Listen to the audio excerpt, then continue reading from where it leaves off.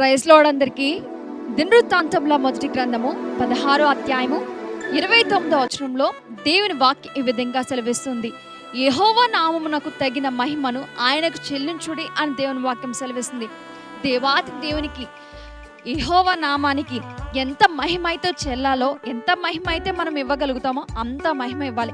మన పట్ల దేవాతి దేవుడు ఎన్ని కార్యాలైతే చేశాడో వాటిని బట్టి మనుషుల్ని కాదు మహిమపరిచేది, మనుషుల్ని కాదు గణపరిచేది, కానీ ఆయనకి దేవాతి దేవుని మాత్రమే మహిమపరచాలి. హేరోదు తన జీవితంలో దేవుని మహిమపరిచినందున పురుగులు పడి చనిపోయాడు. అట్టి రీతిగా మనం ఉండకూడదు, కానీ దేవునికి ఎంత మహిమ అయితే చెల్లాలో అంత మహిమను మనం చెల్లించే వారముగా, ఆయన మహిమపరిచే వారముగా మనముండి కడ వరకు ఆయన స్తుతించి ఆరాధించుదుముగాక. ఆమేన్.